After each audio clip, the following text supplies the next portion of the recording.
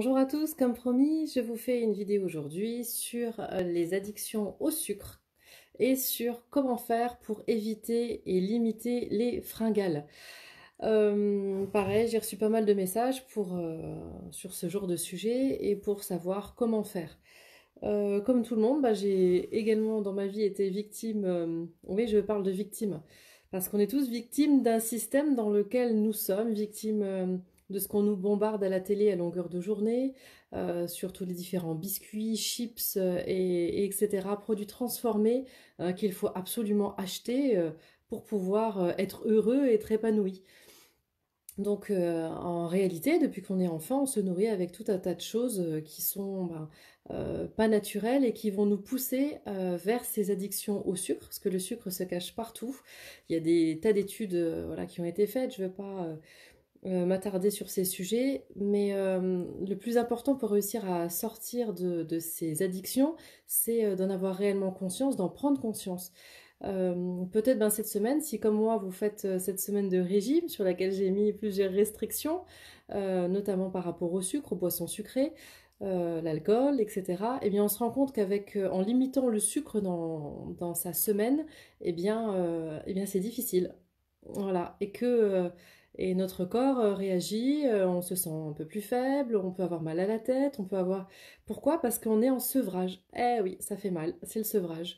Donc, si vous êtes dans cette période d'inconfort, je vous encourage à tenir le coup. Comment on fait pour sortir d'un sevrage? Alors, je vais être assez claire, il y a des personnes qui peuvent en sortir en 10 jours. Tout dépend de la gravité et puis de notre métabolisme. Mais on va dire pour un vrai sevrage, pas forcément alimentaire, mais bon, il y a des études qui ont été faites et qui montraient qu'à partir du moment où on avait réussi à tenir 21 jours, on était quasiment sauvé, quoi. Alors, pour rentrer un petit peu plus dans les détails, le sucre, on en trouve partout dans les produits transformés. Donc ça, c'est les choses à bannir premièrement. Ensuite, il va être important de déculpabiliser lorsque l'on a une fringale. Par exemple, peut-être cette semaine, il va y avoir un moment où ça sera plus fort que vous allez vous sentir oppressé, mal, etc. Et comme on associe toujours ce sucre, ce chocolat, cette barre chocolatée, ce que vous avez dans le placard, pour vous soulager, comme si c'était quelque chose qui allait être une récompense, une source de bonheur, mais elle est de courte durée parce qu'elle passe sur la langue et qu'ensuite c'est terminé. Donc moi, je vais vous donner quelques astuces pour déjà réussir à limiter cette fringale au moment où elle arrive. Donc que ce soit, donc la fringale, c'est encore pas la fin. La fringale, elle est issue du pic glycémique. Donc la fringale, au moment où elle arrive, ce que je vous suggère déjà, c'est de respirer un bon coup. De pas tout de suite vous jeter sur le premier truc qui vient, comme si vous en aviez la respiration coupée. Respirez. Dans un premier temps, allez peut-être vous préparer une tisane, un thé vert, quelque chose. Et si pendant ce moment de la préparation de la tisane, etc., ça suffit encore pas, vous pouvez prendre un fruit. Voilà, les fruits, vous pouvez en manger. Il y a du sucre, effectivement, mais c'est du sucre naturel. Donc voilà, ça, vous pouvez. Ça vous fera jamais du mal de manger du sucre.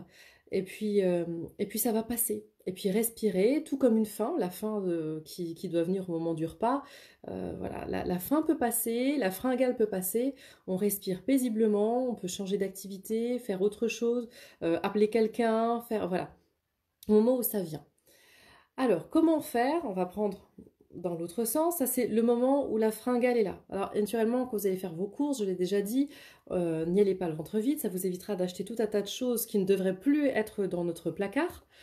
Parce qu'on sait que ça nous conduit à être en mauvaise santé. Parce que quand on mange trop de sucre, on sait qu'on le stocke et que ça devient du gras.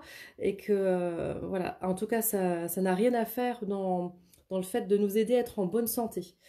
Voilà, notre société nous pousse à consommer beaucoup de sucre, comme si on devait manger des desserts et du sucre à longueur de journée, alors que c'est pas du tout la référence.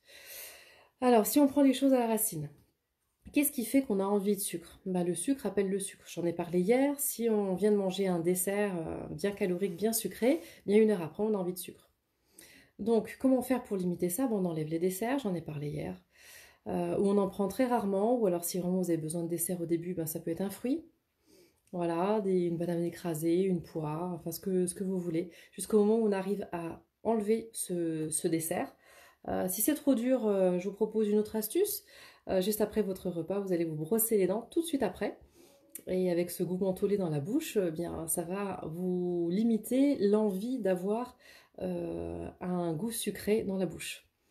Il peut y avoir aussi le fameux carré de chocolat noir à plus de 70%, ou au moins 70% au début.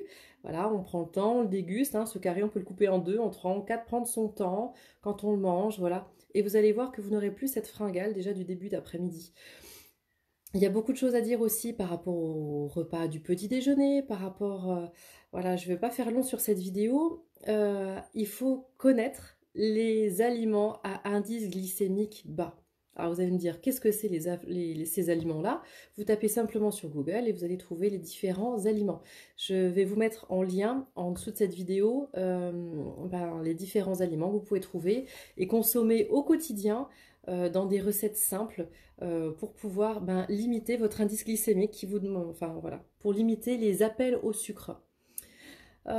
Autre chose, les édulcorants. On dit, oh là là, plutôt que de mettre du sucre, je vais mettre de l'édulcorant. Chouette. Non, vous mentez à votre cerveau et votre cerveau, vous ne pouvez pas le tromper comme ça.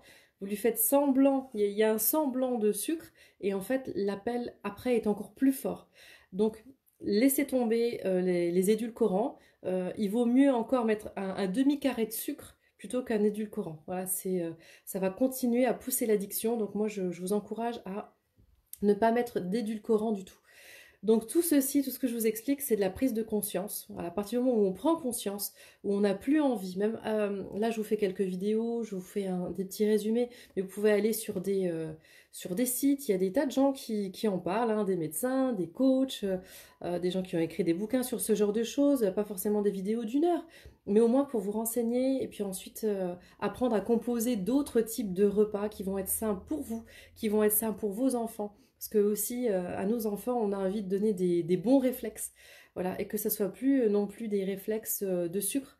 Voilà, si vous n'arrivez pas à le faire pour vous, faites-le pour votre mari peut-être, pour votre conjoint, pour vos enfants, parce que vous avez aussi envie d'être là dans une vingtaine d'années. Vous n'avez pas envie de tomber malade parce que votre corps va être complètement intoxiqué par le sucre.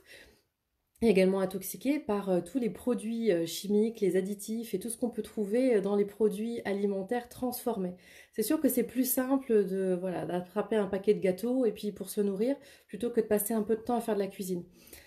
Moi, je vous invite, vous gagnerez du temps en faisant vos gâteaux à la maison, en faisant vos préparations, en faisant même vos soupes à la maison.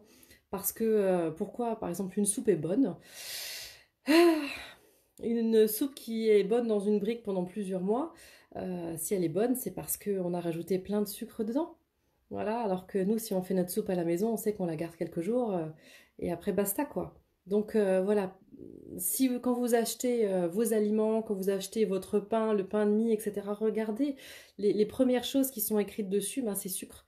Voilà, les jus de fruits, les concentrés, etc., c'est sucre, sucre, sucre. Donc voilà, privilégions les produits les plus neutres, les moins transformés possibles pour manger sain, pour ne plus avoir ces addictions, ces appels au sucre. Voilà, j'espère que j'ai répondu à pas mal de questions. Je vous souhaite une bonne continuation si vous faites ce programme avec moi de perte de poids sur cette semaine. Et je vous dis à tout à l'heure pour le cours de Pilates pour ceux qui me suivent.